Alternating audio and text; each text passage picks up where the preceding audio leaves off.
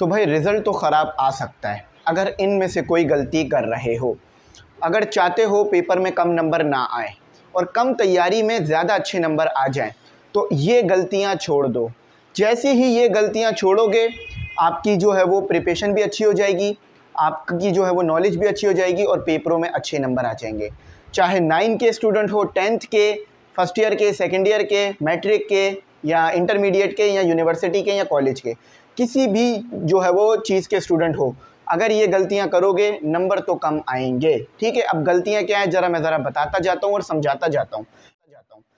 Lack of preparation. अब खुद बताओ, आपने तैयारी की है 5 चैप्टर की और पेपर बना है 10 चैप्टर से, तो बाकी के 5 चैप्टर के जो क्वेश्चंस आएंगे पेपर में वो कहाँ से आप तैयार करोगे, उसके आप जवाबात कैसे दोगे, क्योंकि आपने तो उनकी तैयारी ही नहीं करी।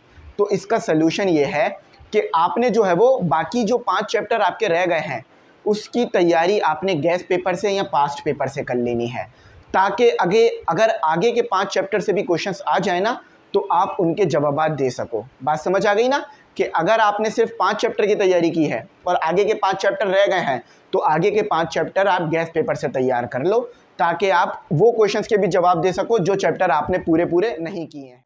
अच्छा, पुअर स्टडी हैबिट्स।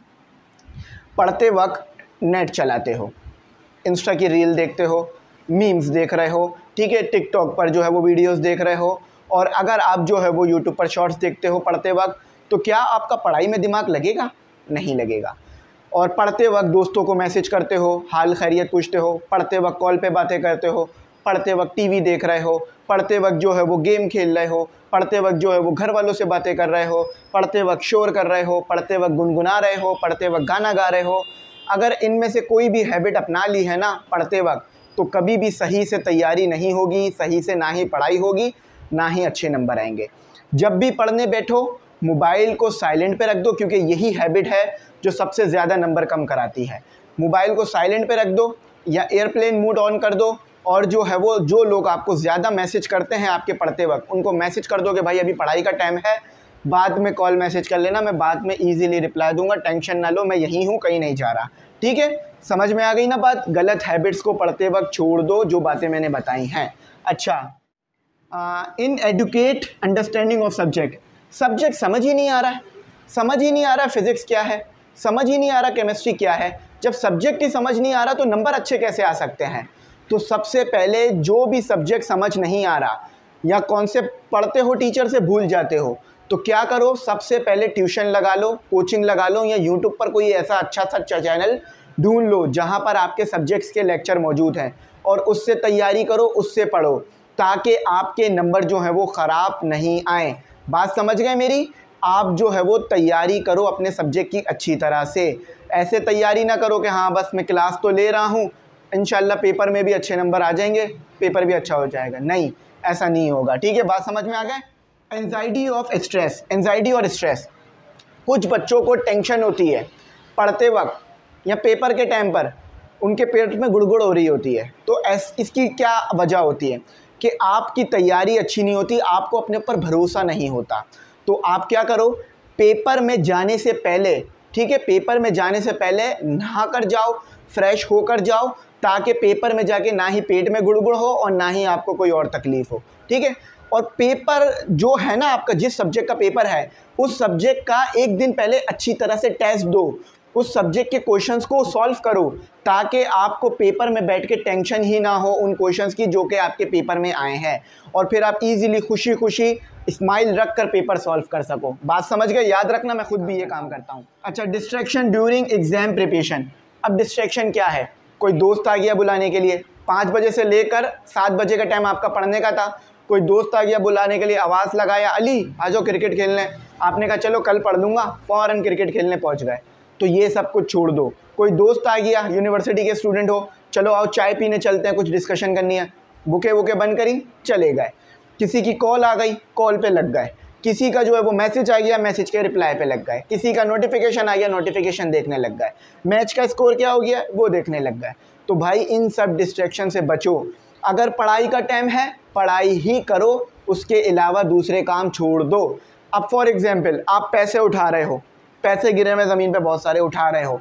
अब अगर आपको कोई आवाज़ भी देना तो भी आप पहले पैसे उठाओगे फिर उसकी आवाज़ पे जाओगे। तो इसी तरह से पहले पढ़ो, अपना पूरा जो टाइम है वो कंप्लीट करो, उसके बाद किसी से मिलने जाओ, किसी से बात करो, किसी से अपना टाइम स्पेंड करो। अच्छा, प्रोक्रेस्टिनेशन। प्रोक्रेस्टिनेशन आप बहुत ज़्यादा करते हो, यानी टाल मटोल। अरे कल पढ़ लूँगा यार, आज दिल नहीं चाह रहा। क्यों दिल नहीं चाह रहा? बस दिल नहीं चाह रहा। क्यों नहीं चाह रहा? बस दिल नहीं चाह रहा। भाई क्यों नहीं चाह रहा? नहीं चाह रहा भाई, तो क्यों नहीं चाह रहा?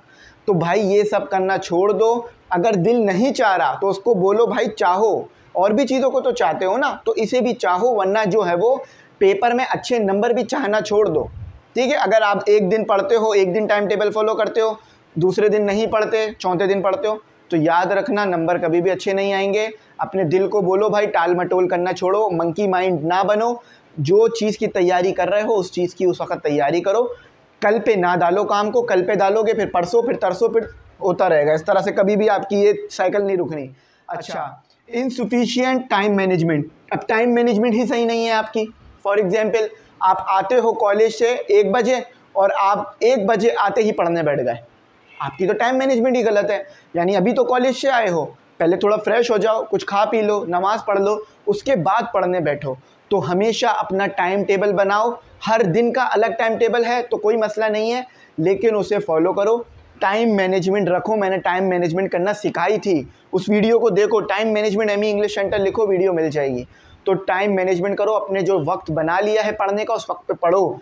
कभी देखा है आपने कि कोई न्यूज़ चैनल या कोई शो आपको बोला जाए कि 8 बजे आएगा और आ रहा हो 10 बजे? आप तो उसको बुरा भला बोलोगे, उस चैनल को या उस न्यूज़ शो को या उस शो को। आप बोलोगे भाई 8 बजे बोला है तो 8 बजे आओ। 5 मिनट भी लेट कर दें तो भी बुरा लगने लग जाता है।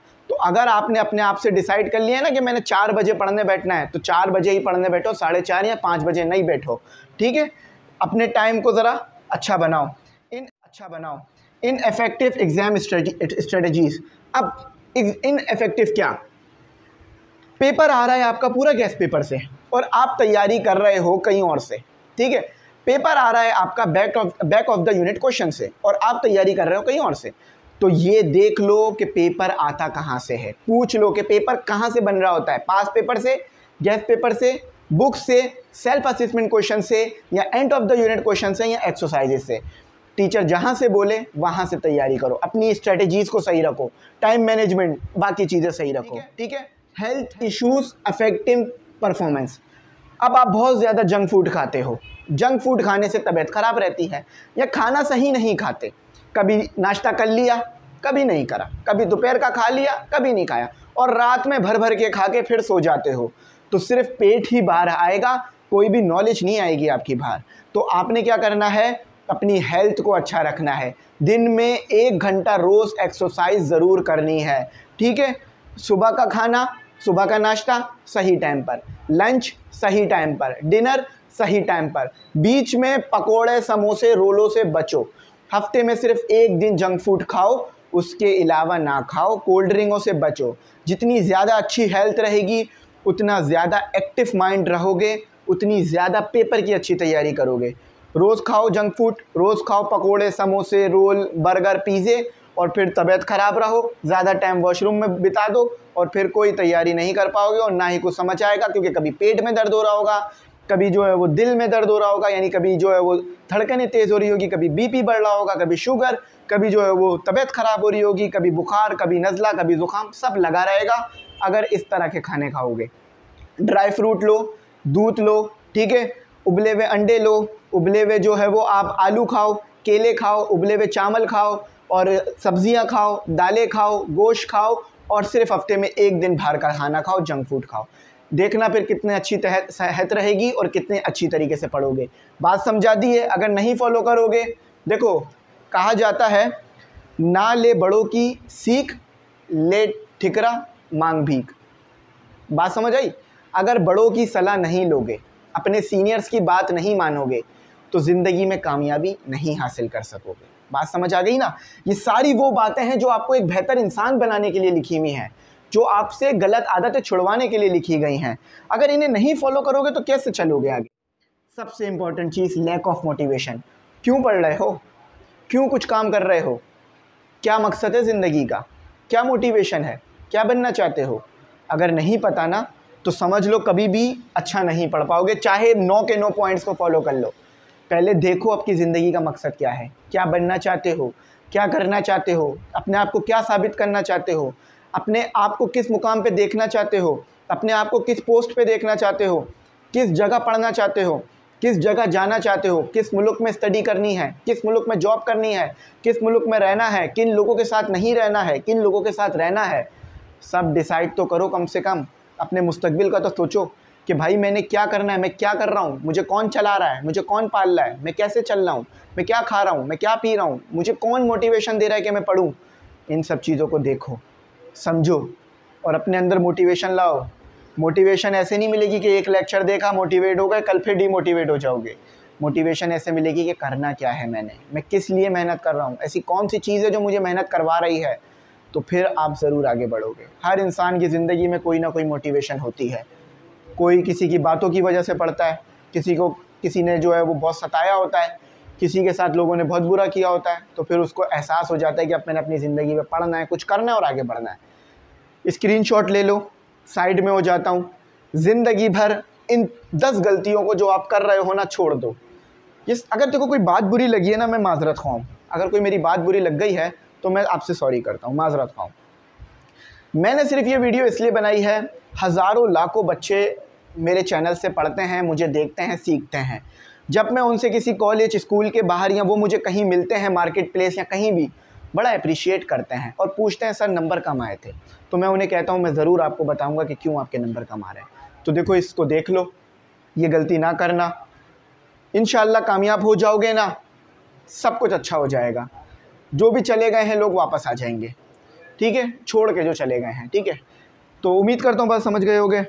अगर नहीं समझ में आई हो तो पूछना ज़रूर बताऊँगा। थैंक्स फॉर वॉचिंग, अल्लाह हाफिज़। और मेरी ये दुआ रहेगी कि आप लोग अपने एग्ज़ाम में बहुत अच्छे नंबरों से पास हो, बहुत अच्छा आप लोगों का मुस्तकबिल हो। अल्लाह।